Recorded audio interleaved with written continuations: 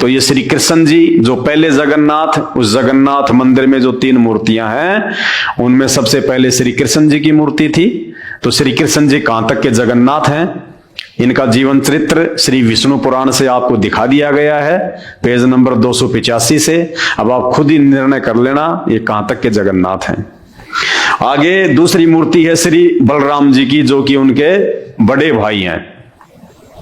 तो हमारा विषय चल रहा था कि बीमार क्यों हो जाते हैं जगन्नाथ मंदिर में, ये भगवान हर साल 15 दिन के लिए बीमार क्यों हो जाते हैं। तो श्री कृष्ण जी का तो बीमार होना स्वाभाविक है, क्योंकि ये भगवान नहीं है, ये जगन्नाथ नहीं है।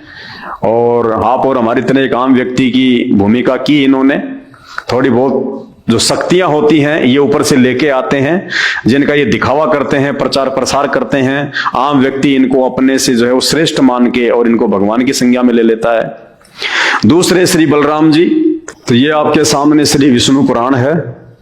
श्री कृष्ण जी के बड़े भाई बलराम जी के चरित्र के विषय में पूरा विवरण है। और उसके बाद आप खुद ही निर्णय कर लेना, क्या श्री बलराम जी को जगन्नाथ कहना उचित है। जो कर्म इन्होंने किए हैं, क्या उसके बाद जगन्नाथ मंदिर में उनकी मूर्तियां रख के पूजा करना उचित है, क्या वे पूजा के योग्य हैं। देखिएगा श्री विष्णु पुराण गीता प्रेस गोरखपुर से प्रकाशित है, ये पंचम अंश है और पेज नंबर है 411। ये देखिएगा 35वां अध्याय, सांब का विवाह, श्री विष्णु पुराण से। एक बार जाम्बवती नंदन वीरवर सांब ने, यानी श्री कृष्ण जी की पत्नी जाम्बवती के पुत्र सांब ने स्वयंवर के अवसर पर दुर्योधन की पुत्री को बलात् हरण कर लिया। यानी श्री कृष्ण जी के बेटे सांब ने दुर्योधन की बेटी का स्वयंवर रचा जा रहा था, तो श्री कृष्ण जी के पुत्र सांब ने दुर्योधन की बेटी का जबरदस्ती अपहरण कर लिया। तब महावीर, कर्ण, दुर्योधन, भीष्म और द्रोणाचार्य आदि ने क्रुद्ध होकर उसे युद्ध में हराकर बांध लिया। यह समाचार पाकर कृष्णचंद्र यानी श्री कृष्ण जी आदि समस्त यादवों ने दुर्योधन आदि पर क्रुद्ध होकर उन्हें मारने के लिए तैयारी कर ली। उनको रोककर, यानी श्री कृष्ण जी ने और यादवों ने सांब को दुर्योधन की कैद से छुड़वाने के लिए पूरी तैयारी कर ली। उसी समय बलराम जी, श्री कृष्ण जी के बड़े भैया, जिनकी मूर्ति आप उड़ीसा के जगन्नाथ मंदिर में रखते हैं और जिनको भगवान मान के आप उनकी पूजा करते हैं, वो बलराम जी तुरंत वहां पे आते हैं। और देखिए, उनको रोककर श्री बलराम जी ने मदिरा के उन्माद से लड़खड़ाते हुए, मदिरा शराब, उन्माद यानी शराब के प्रभाव से लड़खड़ाते हुए, इतने में वहां पे बलराम जी आ गए। जब बलराम जी को पता चला कि दुर्योधन ने श्री कृष्ण के पुत्र सांब को बांध लिया है, और श्री कृष्ण जी जब यादवों के साथ छुड़ाने के लिए जाने लगे, इतने में बलराम जी आए अंदर से निकल के, शराब में धुत होके, मदिरा में धुत होके और लड़खड़ा के। देखो लिखा हुआ भाई श्री विष्णु पुराण, कोई माई का लाल इसको झुठला नहीं सकता। ये कथा करते हैं पंडित लोग इनकी। उनको रोककर श्री बलराम जी ने मदिरा के उन्माद से लड़खड़ाते हुए शब्दों में कहा, कौरवगण, मेरे कहने से सांब को छोड़ देंगे, मैं अकेला ही उनके पास जाता हूं। दारू के नशे में लड़खड़ाते हुए। बताइए, एक शराबी व्यक्ति की मूर्ति आप मंदिर में रखते हैं। एक पवित्र जगह कहा जाता है मंदिर को, और मंदिर वो भी छोटा मोटा नहीं, जगन्नाथपुरी का मंदिर। और उस मंदिर में आप पूजा किसकी कर रहे हैं? एक शराबी की, एक नशेड़ी व्यक्ति की। भाई और बहनों, अपनी आंखें खोलो। इन पाखंडी और नकली धर्मगुरुओं ने केवल हमारा सत्यानाश करने का ठेका ले रखा है। ये तत्व ज्ञान बिना उस तत्वदर्शी संत की रजा के, उसकी मेहर के समझ में नहीं आ सकता। ये काय के जगन्नाथ हैं, ये जगन्नाथ हैं, शराब के नशे में धुत। भाई ये राजा थे, और राजा सारे उल्टे कुकर्म करते हैं। इन्होंने भी वही किया अपने जीवन काल में। इन्होंने सिवाय शराब और कबाब के, लड़ाई झगड़ों के, मार पीट के, इन्होंने कुछ नहीं किया। कोई धर्म का काम नहीं किया। ये एक राजा के लड़के थे, खुद फिर राजा बन गए श्री कृष्ण और बलराम, और इन्होंने वो किए जो राजाओं के लड़के किया करते हैं। और आज इनकी हम मंदिरों में मूर्तियां रख के पूज रहे हैं। शर्म आनी चाहिए, शर्म। क्यों? क्योंकि अभी तक हमें जगन्नाथ की पहचान ही नहीं है, हमें उस एक परमात्मा की पहचान ही नहीं है। और उस परमात्मा की पहचान तत्वदर्शी संत के सत्संग सुने बिना नहीं हो सकती। और ऐसे ही आप नशेड़ियों की पूजा करते रहोगे, और क्या मिलेगा आपको फिर उनकी पूजा से? दुख, तकलीफ, अकाल मौत। और घर घर में यही हाल है। हम सभी देवी देवताओं की पूजा करते हैं, फिर भी दुखी। हॉस्पिटल भरे पड़े हैं, जादू तंत्र टोने टोटके वालों के पास में भीड़ लगी रहती है, भूत प्रेत निकलवाने वालों के पास में भीड़ लगी रहती है। अरे क्यों? आप तो भक्ति कर रहे हो, मंदिरों में भी जाते हो, भेंट भी चढ़ाते हो, फिर क्यों तकलीफ आ रही है, क्यों दुख आ रहे हैं? भगवान की भक्ति से तो सुख मिलता है, दुख तो नकली जगन्नाथों की भक्ति से मिलता है जो आपको मिल रहा है। तो ये आपकी आंखों के सामने श्री विष्णु पुराण, और कमाल कर दिया आपने। एक नशेड़ी की मूर्ति को, एक शराबी की मूर्ति आप जगन्नाथ के मंदिर में रख के आप उसको भगवान मान के पूज रहे हैं। ये हमारी बुद्धिहीनता का परिचायक है। क्यों?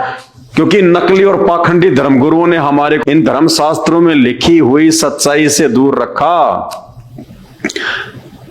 उस तत्व ज्ञान के अभाव में ना तो ये धर्मगुरु समझ पाए इन शास्त्रों की सच्चाई को, और जब ये खुद ही नहीं समझ पाए तो आप और हमें ये कहां से विद्वान बना देते। भाई और बहनों, आंखें खोलो। ना श्री कृष्ण जी जगन्नाथ हैं और ना उनके भाई बलराम जगन्नाथ हैं। ये तो आम व्यक्ति की तरह है, जैसे आम व्यक्ति करता है, अज्ञानी व्यक्ति। अब वो जामवती का लड़का सांब, दुर्योधन अपनी बेटी का स्वयंवर जो है वो रच रहा था। अब लड़की ने किसी और को पसंद कर लिया तो उसकी अपनी मर्जी, लेकिन श्री कृष्ण जी का लड़का अपने आप को राजा का लड़का समझ के और जबरदस्ती दुर्योधन की बेटी का हरण कर रहा है। ये एक सभ्य इंसान के लक्षण है क्या? ये तो छीना झपटी में आता है, ये तो सीना जोरी में आता है। लड़की की मर्जी, वो किसको पसंद करे और किसको पसंद नहीं करे। लेकिन सांब की भी क्या गलती है जब उसके बाप ने ही ऐसा किया था। जब श्री कृष्ण जी ने खुद रुक्मणी का हरण कर लिया, जो सनातन की मर्यादाओं के विपरीत था, तो बेटा तो वही करेगा जो बाप ने किया। तो श्री कृष्ण जी ने रुक्मणी का हरण कर लिया था, और श्री कृष्ण जी के पुत्र सांब ने दुर्योधन की बेटी का अपहरण करने का प्रयास किया, तो दुर्योधन ने बांध के जेल में डाल दिया। श्री कृष्ण जी को पता चला तो मरने मारने के लिए सेना लेके, बताओ ये भगवानों के लक्षण हैं। उल्टा अपने बेटे को समझाना चाहिए था कि नालायक, तूने ऐसा काम क्यों किया, तूने उनके साथ में जबरदस्ती क्यों की, क्या तुझे शोभा देता ये? अपने पुत्र को उसके कुकर्म के लिए धमकाने के बजाय और अपने ही पुत्र का यानी अधर्म का वो पक्ष ले रहे हैं। ये भगवान है, ये जगन्नाथ हैं।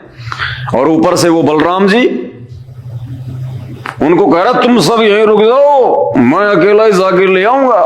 बताओ, नशे में दुत, और जगन्नाथ के मंदिर में आप उनकी मूर्ति रख के और भगवान मान के पूज रहे हो। इसीलिए तो हम गधे कुत्ते सूअर बन रहे हैं मरने के बाद में, क्योंकि हमें जगन्नाथ का नहीं पता जगन्नाथ कौन है। देखिए एक बार जाम्बवती नंदन वीरवर सांब ने स्वयंवर के अवसर पर दुर्योधन की पुत्री को बलात्कार कर लिया। तब महावीर कर्ण, दुर्योधन, भीष्म और द्रोण ने क्रुद्ध होकर उसे युद्ध में हराकर बांध लिया। यह समाचार पाकर कृष्णचंद्र आदि समस्त यादवों ने दुर्योधन आदि पर क्रुद्ध होकर उन्हें मारने के लिए बड़ी तैयारी की।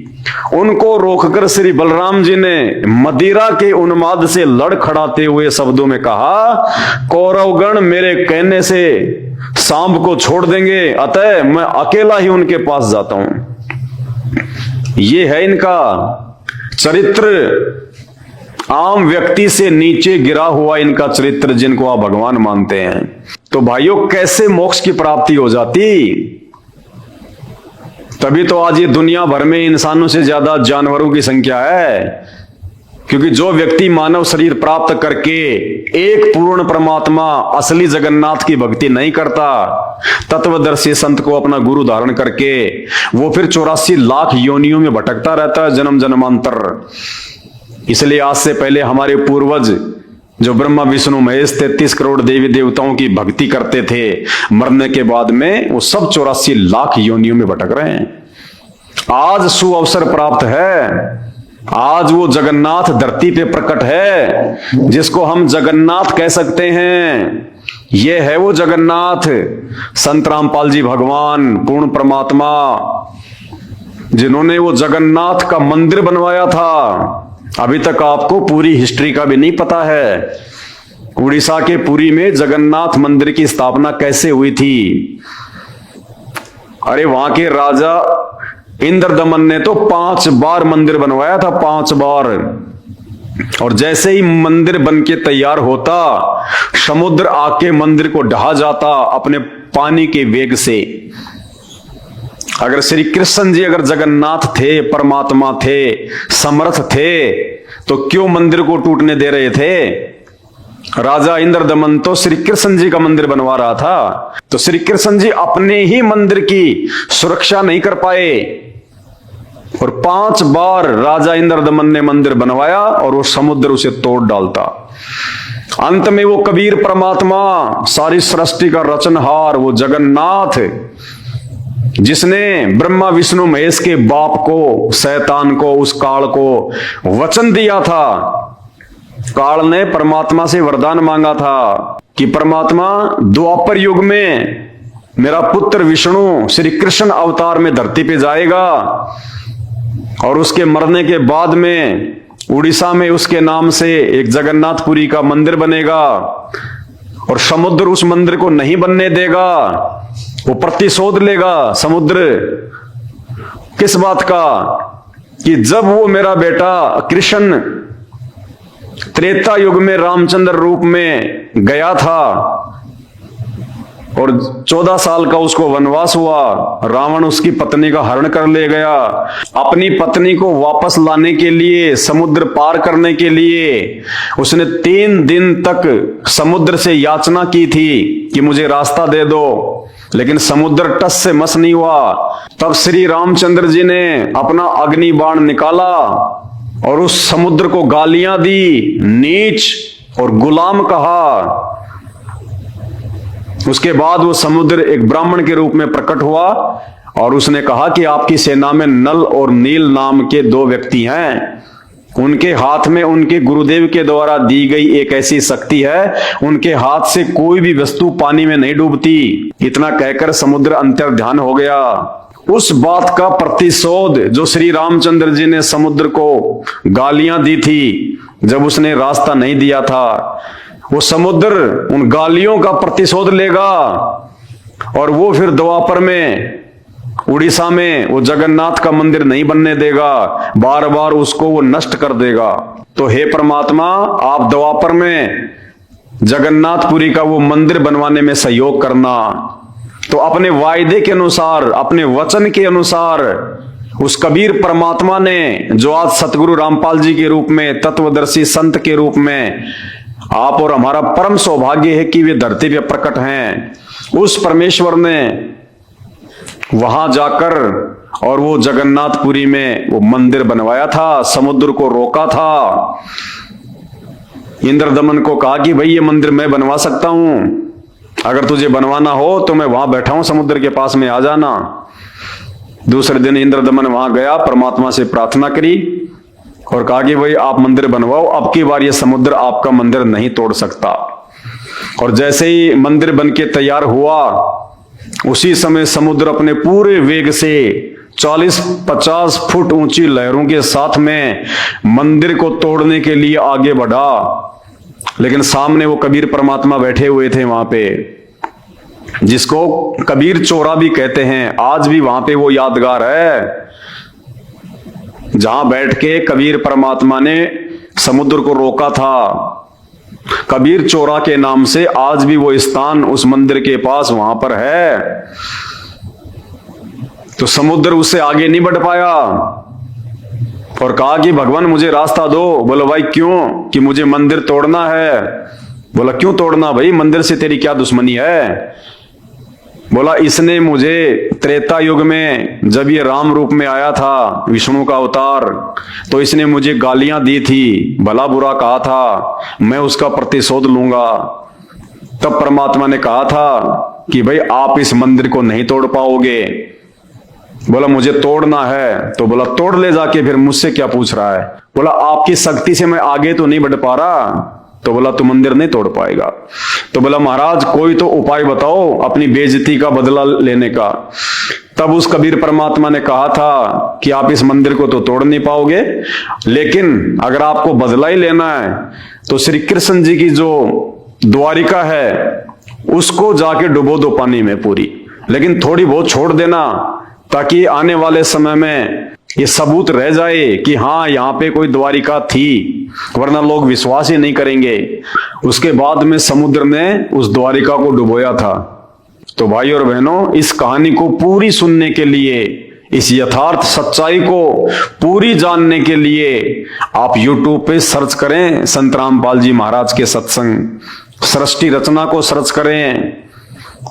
उस सृष्टि रचना में आपको इन सारी बातों का पता चलेगा कि वास्तव में असली जगन्नाथ कौन है। और असली जगन्नाथ आज ये संत रामपाल जी भगवान हैं, जिनके ऊपर किसी देव महादेव की नहीं चलती। इन्होंने ही पूरे ब्रह्मांडों को रचा है, पूरी सृष्टि को रचा है। और आज ये एक तत्वदर्शी संत की भूमिका में आप और हम सब के समक्ष प्रकट हैं। वो अद्वितीय आध्यात्मिक ज्ञान देने के लिए, जिस ज्ञान के लिए ये आत्मा युगों युगों से भटक रही है, जिस ज्ञान के अभाव में हम इन नकली भगवानों को जगन्नाथ मान के पूज रहे हैं, जिस ज्ञान के अभाव में हम जन्म और मरण के चक्कर में पड़े हुए हैं, 84 लाख योनियों में जाते हैं, दुख उठा रहे हैं। तो आज इस जगन्नाथ भगवान को पहचानो, और इनकी पहचान इनके सत्संग सुनने से होगी, इनके विचारों से होगी। देखिए, यदि आप श्री कृष्ण जी या श्री राम जी के विषय में नहीं पढ़ते, नहीं सुनते, उनकी ये लीलाएं नहीं पढ़ते, तो आज आपको कैसे पता चलता कि ये भगवान थे, ये विष्णु के अवतार थे? हमने सुना लाखों बार, हजारों बार हमने पढ़ा, तब जाके हमारे अंदर ये बातें समाई। तो ऐसे ही जब तक आप संत रामपाल जी के सत्संग नहीं सुनेंगे, आप उनके विचारों से परिचित नहीं होंगे, तब तक आप किसी भी धर्म के किसी भी धर्म ग्रंथ को और उन धर्म ग्रंथों में लिखी हुई इन बातों को समझ ही नहीं पाएंगे, आप निष्कर्ष निकाल ही नहीं पाएंगे। इन शास्त्रों को पढ़ते हुए हजारों साल हो गए हमारे धर्म गुरुओं को, आज तक ये हमारे को इन शास्त्रों से, 33 करोड़ देवी देवताओं से, ब्रह्मा विष्णु महेश से एक भगवान निकाल के नहीं दे पाए कि इन सबसे ऊपर एक परमात्मा कौन है, वो असल में जगन्नाथ कौन है, जिसकी सत्ता सबके ऊपर है, जिसकी प्रभुता सबके ऊपर है।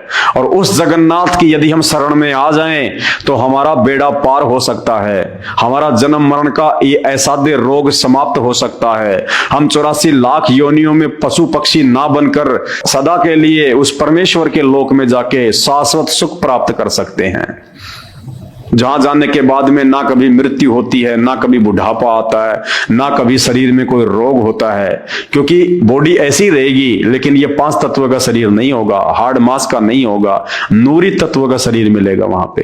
तो भाई और बहनों, प्रार्थना है, विनती है, परमात्मा धरती पे आए हुए हैं, आप मानो या ना मानो, कोई भी महापुरुष जब इस धरती पे आता है, आप श्री रामचंद्र जी को ही ले लीजिए जो कि विष्णु के अवतार थे, किसने उस समय उनको भगवान माना? किसी ने नहीं माना। उनके परिवार ने भी उनको श्री विष्णु का अवतार नहीं माना। ऐसे ही द्वापर में श्री कृष्ण जी आए थे, उनके खुद के परिवार ने, रिश्तेदारों ने भी उनको श्री कृष्ण नहीं माना, उनको अवतार नहीं माना। उनके साथ में लड़ते रहे, झगड़ते रहे आजीवन। बेचारे को मथुरा छोड़ के द्वारिका जाना पड़ा लड़ाई झगड़ों से तंग आकर। और आज उनके शरीर छोड़ने के बाद में हजारों लाखों वर्ष बाद आज उनको भगवान मान के उनके मंदिर बना रहे हैं, उनकी मूर्तियां लगा रहे हैं। आज हमें क्या लाभ देंगे? वो मूर्ति हमें क्या लाभ देगी? वो बेजान मूर्ति, वो मुर्दा, ना बोल सकती, ना सुन सकती, ना चल सकती, आज क्या फायदा देगी वो मूर्ति हमें? अरे डॉक्टर के मरने के बाद उसकी मूर्ति हॉस्पिटल में लगा दी जाए, क्या कोई रोगी उस मूर्ति से अपना इलाज करवा सकता है? नहीं करवा सकता। वो तो जब डॉक्टर जीवित था वो ही उपचार कर सकता था। तो जिस समय ये राम श्री कृष्ण जी थे और जितनी इनके पास में शक्ति थी, पावर थी, जितना ये लोगों का भला कर सकते थे, उतना भला भी ये उसी समय कर सकते थे, आज नहीं कर सकते। तो भाई और बहनों, आंखें खोलो, परमात्मा धरती पे है। मेरा मकसद केवल आपको संत रामपाल जी के सत्संग सुनने के लिए प्रेरित करना है। आप एक बार उनके सत्संग सुने, आपको खुद ब खुद ये महसूस हो जाएगा कि हाँ, ये कोई परम शक्ति है। और जब आप ध्यान से सत्संग सुनेंगे फिर तो सब कुछ पता चल जाएगा कि धरती पे एकमात्र जगन्नाथ संत रामपाल जी भगवान है। और आने वाले समय में तो सबको पता चलेगा, पूरी दुनिया को पता चलेगा, पूरा ब्रह्मांड संत रामपाल जी की समर्थता को देखेगा। क्योंकि आने वाला समय बहुत भयंकर है, विनाशकारी है, प्राकृतिक उथल पुथल का समय है, महामारियों का समय है। उस समय आम व्यक्ति दौड़ेगा कि कौन है वो परमात्मा, कौन है वो भगवान जो मुझे इस विपत्ति से बाहर निकाल दे। उस समय आपके ये पत्थरों के देव महादेव भी फैल हो जाएंगे। उस समय संत रामपाल जी एकमात्र शेष बचेंगे दुनिया में। और दुनिया दौड़ दौड़ के इनके कदमों में आएगी, दौड़ दौड़ के। 2028 तक का खेल है ये, 2028 तक का। तो भाई और बहनों, समझदार वो है जो समय रहते उनका ज्ञान समझ के उनकी शरण में आ जाए। अरे ठोकर लगने के बाद तो पूरी दुनिया ही संभल जाती है। समझदार वो है जो दूसरों की ठोकर से समझ जाए। तो इन भगवानों का जीवन चरित्र आपको इन्हीं के ग्रंथों से, श्रीमद् देवी भागवत से, श्री विष्णु पुराण से आपको दिखा दिया गया है।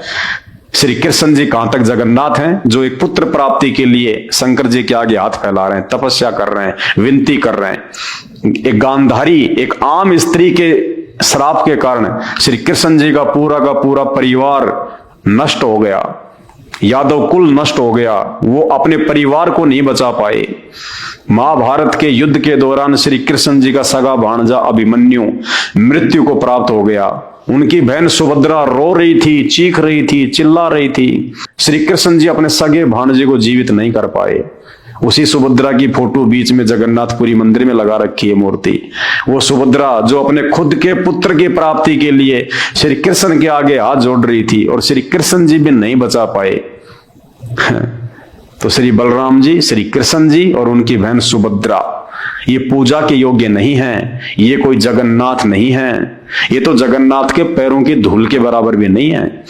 असली जगन्नाथ संत रामपाल जी भगवान है।